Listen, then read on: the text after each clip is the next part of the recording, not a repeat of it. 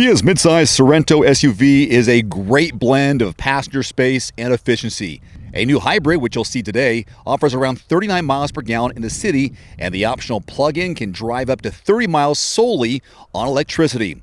Buyers can choose either 6 or 7 person seating. For collision warning, lane keep assist, and other safety aids are included. Kia separates itself from rivals with generous warranty coverage and a competitive standard feature set. A couple of pros and cons. Well, great standard features for a reasonable price, just over 30 grand to start. Spacious, modern cabin with configurable seating.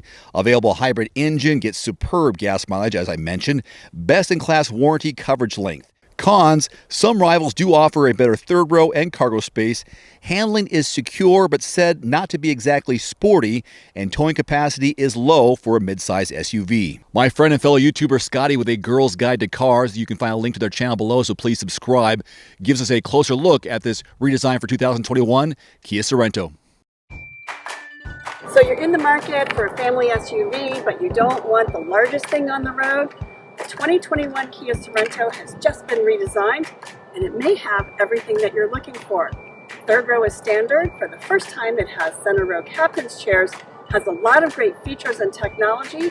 There is a USB port for every single passenger, and it's not the largest car on the road. It's easy to drive and easy to park. Here's what we learned when we took a tour.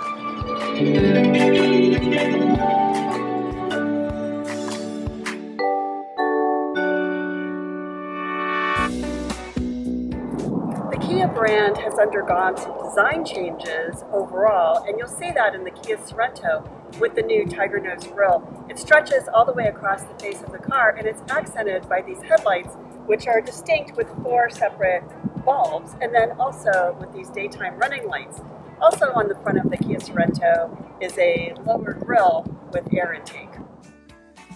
So one thing that buyers of the 2021 Kia Sorento will see is all the chrome that frames this car. It starts with this side panel here, which often you'll see on a car is an air intake. Here it's just a chrome accent. There's chrome here, there are chrome rails on the roof, and then there's this shark fin accent on the rear window.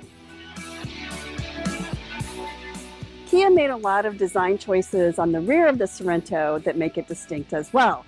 It starts with these taillights, which are the same taillights you'll see on the Kia Telluride.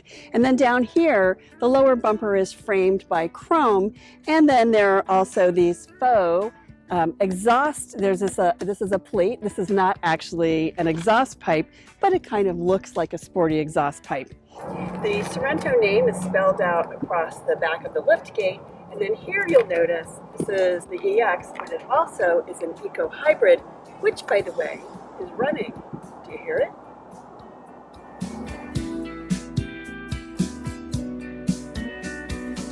The interior in the Kia Sorento has been completely redesigned, and it's got a lot of really great features. It starts with this beautiful leather-wrapped steering wheel where you have your drive selections here, so adaptive cruise, and then your follow distance adjuster here, and then your lane keep assist, which you press to engage here. Over here you have volume and phone controls. This infotainment and driver information system is all contained in this one piano gloss black piece. You have your driver screens here and your infotainment system here, but the whole piece is really beautiful. It almost has sort of a tulip shape to it here. It does have hot buttons here for radio controls, and then here we have wireless Apple CarPlay. So the minute you get into the car with your iPhone or your Google phone, it automatically connects as long as your Bluetooth is active. In addition to the leather seats, which are perforated, you also have soft touch plastics here. So they're plastic, but it is soft to the touch. And this really pretty check patterned metallic here, and then also on the side door panels. And then here is your climate control. The heated seats are over here.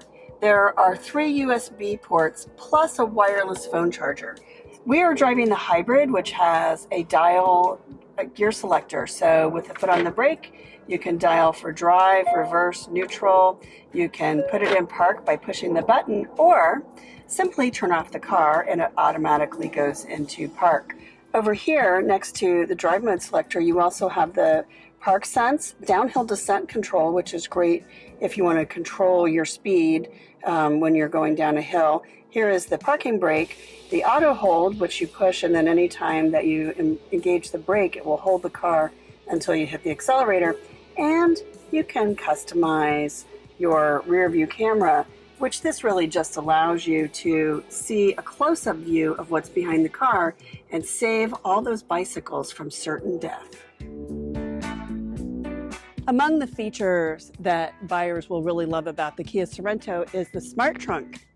You just stand next to it with your key in hand, and it opens. There's not a ton of space behind the third row. You can see there's enough room for a few grocery bags or tote bags. Not a ton of room, but if you do need more room, all you do is push these seats down with a tug of that cord, and they go down really easily.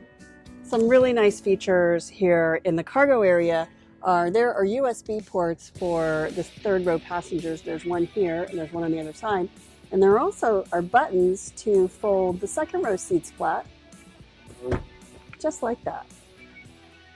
Seat configurations in the Kia Sorento are pretty cool. First of all, there's a button on the side of the seat that pushes it forward and folds the seat so you can get into the rear. To fold the seat flat, just pull the lever on the side and it folds completely flat. So you have a completely flat cargo floor. To put the seat back up, lift that lever again, and you use the same lever to position the seat, which reclines back quite a bit. Second row passengers also have a lot of charge options. There's a USB port here, there's one here, there's one here, and there's a 12-volt adapter for tablets, computers, and other things that don't take a USB. One thing to love in the 2021 Kia Sorento, seating for 4 when you need it, so you can seat 6 people in this car. It has center row captain's chairs, which are super comfortable and really great for keeping a distance between people. You've got a space here where you can put an organizer, or you could put a cooler or something like that.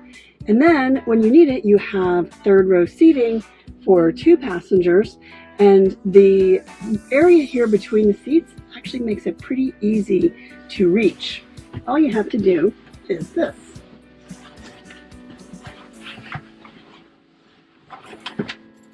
Climb on back.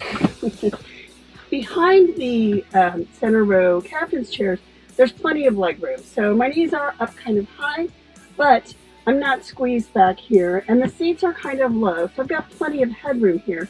I'm 5'8", and I feel pretty comfortable. Probably not ideal for a long trip, say driving to Florida from pretty much anywhere, but plenty of room for a trip across town, night out at the movies, going to wherever you're going to go. Even if you're packing up a roof rack and taking a day-long hike or something like that, plenty of room back here for backseat passengers. The Kia Sorento's 4 different powertrain options also offer you a variety of power options. So the front-wheel drive 2.0 liter starts at 191 horsepower. The model that we're driving, the hybrid, is 227 horsepower. And the top of the line, the 2.5 liter turbo, has 281 horsepower.